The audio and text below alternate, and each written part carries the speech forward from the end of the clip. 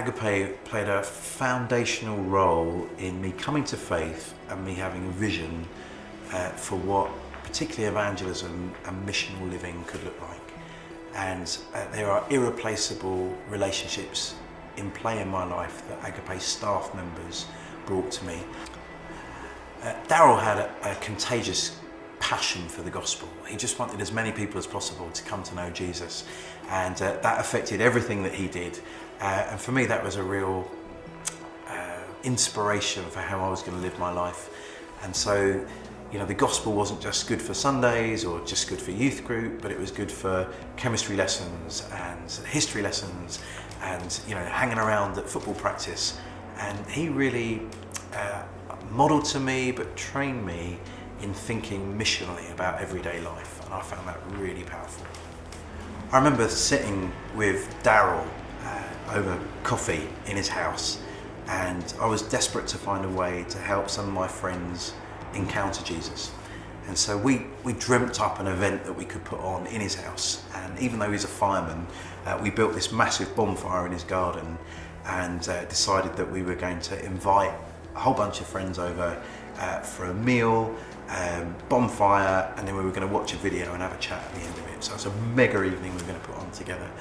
And I got involved in everything from collecting the firewood to, you know, dreaming up the programme, choosing the movie, and I was given a lot of agency and responsibility in it. And a few of my friends came around, and we watched the film, we ate the food, we had the bonfire, and we followed it up with a little study that we did kind of week by week in some of their houses. One of the guys that came decided at the end of it he was rejecting the gospel. It wasn't for him, but he enjoyed the process of learning. The other was a girl, and she came to faith, and she led her mum to faith. She ended up getting married to the guy that helped me come to faith as a teenage boy in my class, and now she's a church leader up in the north of England. And none of that, you know, I don't know how the grace of God kind of functions with predestination and free will, but there was a key intervention that a firefighter turned evangelist had, releasing a teenage boy with a crazy idea about a video, a bonfire and a meal.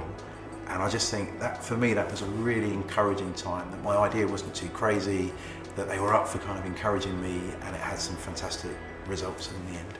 I really wanted to make sure that my time at university was good academically, that it would equip me for a life of service for God, but also that my spiritual life would be developed. And so I looked on a map to see where the universities were that were close to where Agape workers I knew were. And Warwick University was close enough to Birmingham, I thought it might work out.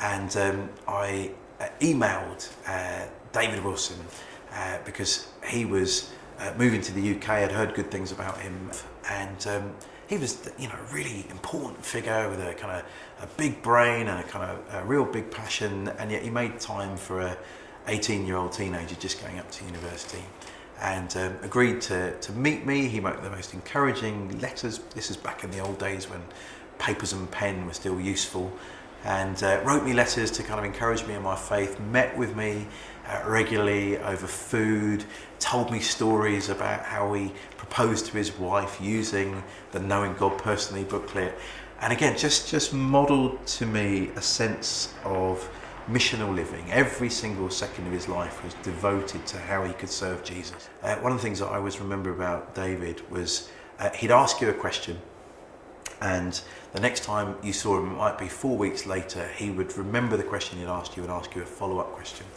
And it was just an investment in people that was demonstrated in his life I found really, really powerful. Rod Powell was just electric. He was the kind of person that whatever he was speaking about, he would impart enthusiasm and vision and passion.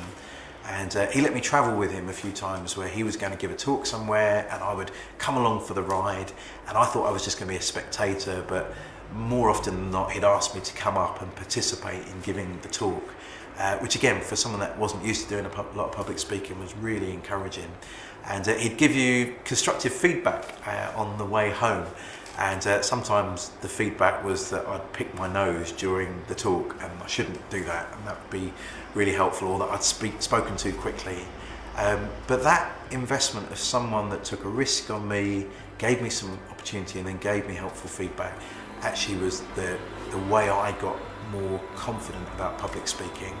And now I get all sorts of opportunities to speak in all sorts of venues, but that wouldn't have happened without someone like Rod taking the initiative. And I guess that for me is part of the DNA of Agape as I've experienced it. It is about investing in people, giving them responsibility, and then encouraging them to have a go. And I find that a really helpful part of the family DNA.